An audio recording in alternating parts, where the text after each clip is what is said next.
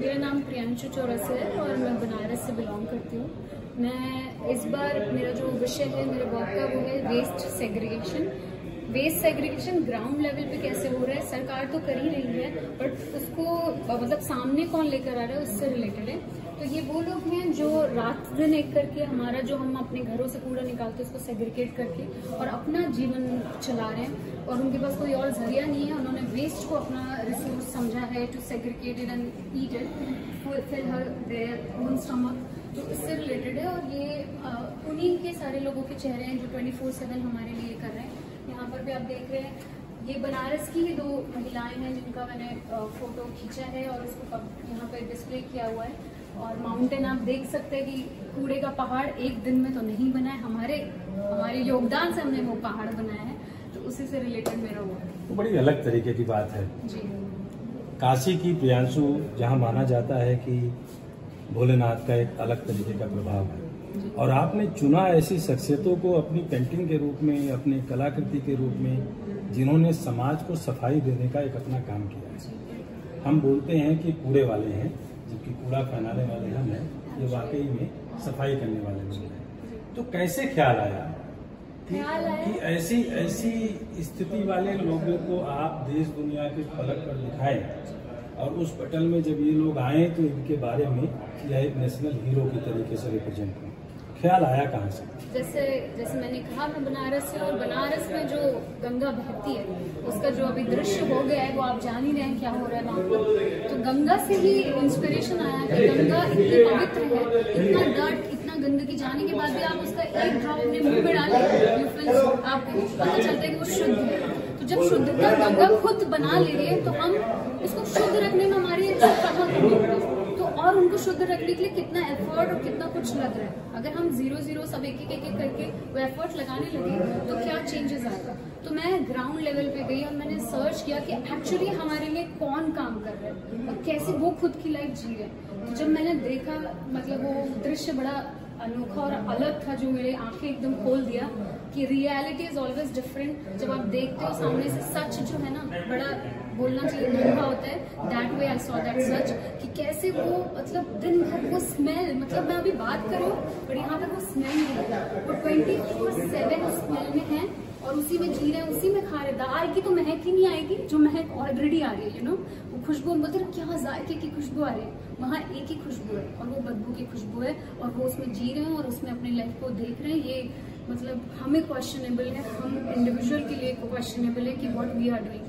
और हाँ अपने घर में परफ्यूम छिड़कते हो, स्मेल आ रही है दैट वे, वो करना नहीं चाहिए क्योंकि वो स्मेल और वो बदबू का जो सफर है वो कौन तय करा और कहाँ से कहाँ तक लोग पहुँच, उनकी कोई जिम्मेदारी नहीं है वो बदबू में रहना, उनकी मजबूरी है वो बदबू में रहना जो वो रह। ये तो एक तरीके से प्रियांशु ने बनारस के रस की जगह बनारस में एक ऐसी दुनिया की बसावट को दिखाने का काम कर लिया। सिर्फ बनारस नहीं, दिल्ली बड़ा बड़ा योगदान रखता है, हर कोई, पूरा विश्व, पूरा भारत, सब कोई। अच्छा मेरा एक और इसमें विचार है कि इंदौर बड़ा स्वच्छ और क्लीन सिटी माना जाता है, तो मुझे जानना है, देखना है, रिसर्च करना है कि इंदौर में ऐसी क्या प्रैक्टिस हो रही है जो हम नहीं कर पा रहे, जो हम उससे स्वच्छता नहीं दे पा रहे। तो जब आप बनारस में कितना घूमते हैं घाटों पर?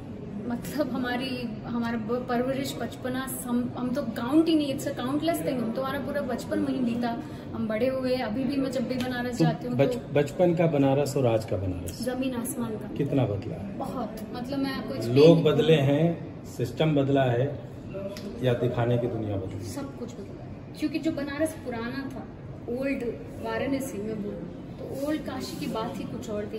उसमें वो जो तिलक लगा के लोग पान मुंह में डाल के और जो एक दुनिया भर की क्योंकि आपके नाम के आगे चौरसिया है तो जाहिर सी बात है पान का क्रेडिट तो आप लोगों को जाता है। जी जाता है और उसका अलग है। वहाँ पर आज भी वो ट्रेडिशन थोड़ा बहुत फॉलो अप हो रहा है कि लोग एक टीम बना के, ग्रुप बना के।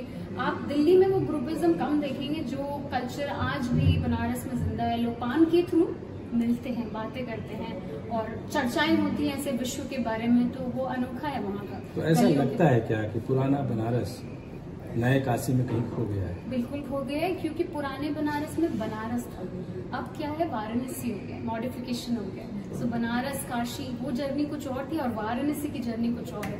लोग प्रियांशु से कैसे संपर्क करें अगर इस तस्वीरों को लेना चाहें या इस तरीके की कोई आइडियाज आपसे शेयर करना चाहें तो आपसे कैसे लोग संपर्क? मुझे आप इंस्टाग्राम पे फॉलो कर सकते हैं। मेरे इंस्टाग्राम हैंडल का नाम है पिलर्स ऑफ क्रिएशन। आप सर्च करेंगे Priyanshu Chaurasia pillars of creation, वो आ जाएगा। आप वहाँ पे फॉलो अप कर सकते हैं। आप मुझे मेल कर सकते हैं। डेफिनेटली मेरा मेल आईडी है priyanshuartist@gmail.com। आप वहाँ पे भी मुझे संपर्क कर सकते हैं। तो यहाँ आपने चूंकि क्लाइमेट की बात हो रही थी, तो क्या इसलिए वेस्ट से इस तरीके का आइडिया लिया? इट्स नॉट दैट कि इस एग्जीबिशन के लिए मैंने ये वर्क किया या स्टार्ट किया। नो, मेरा रिसर्च काफ़ी सालों से चल रहा है और मैं इसमें और प्रयास, जैसे मैंने आपको बोला कि मेरी इच्छा है कि मैं इंदौर भी जाके विजिट करूँ, वहाँ की प्रैक्टिस, वहाँ के लोगों से मिलूँ, वहाँ लोग कैसे जी रहे हैं और क्या हो रहा है वेस्ट मैनेजमेंट को लेकर।